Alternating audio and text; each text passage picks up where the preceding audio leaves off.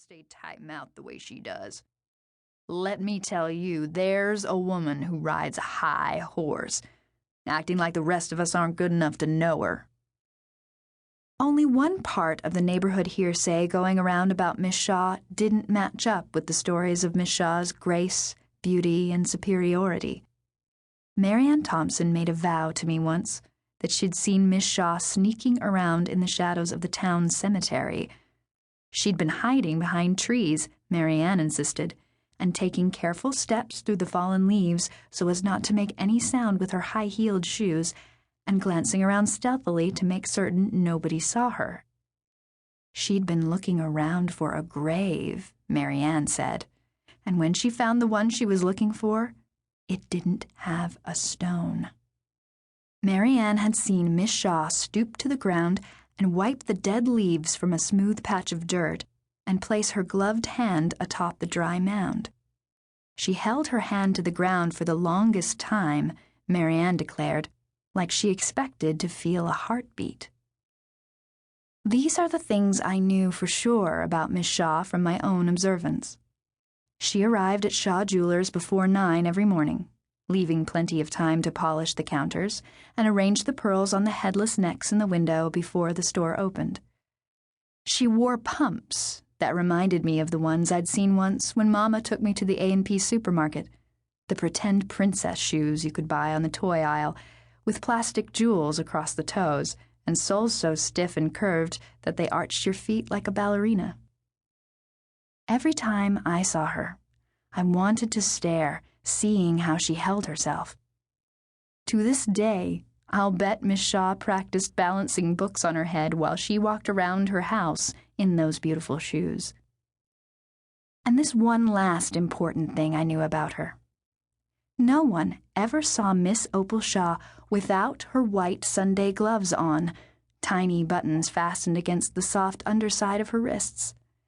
She wore her gloves no matter if she was counting inky receipts or downshifting her Cadillac convertible or presenting diamonds to a customer. What you have to know is this. South St. Louis is not a place you'd want to wear white Sunday gloves on any other day of the week. But I'd best get back to the penny. I discovered Grace Kelly movies that summer, mostly because the Fox Theater had refrigerated air. The sign proclaimed in frozen painted letters, "Air cooled," with white X's to look like sparkles and icicles hanging from the A and the C. The Fox was so fancy that after you paid at the box office, you got to pick any one of a dozen gleaming doors to walk through. We lived upstairs in a 2-story flat on Wyoming Street, in a neighborhood where the buildings had been wedged much too close together. What had started as red brick, weathered and coated with coal soot, was now the color of brown rust. When the hot air rose, our rooms soaked up heat like an oven.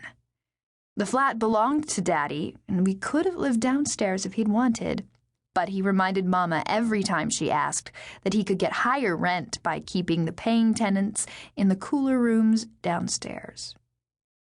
My big sister's temper matched the heat that July. Jean paced the house, as restless as the lynx that prowled its cage at the zoo, and about as moody, too. You could almost see the room get darker when she entered the door. Jean, almost 4 years my senior, had graduated early.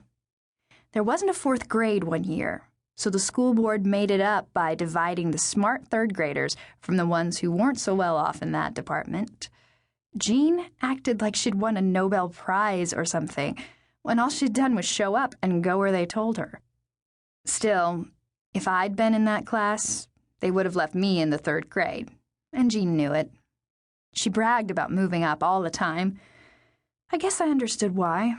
Sometimes, to survive Daddy's meanness, we got along best by acting too big for our britches.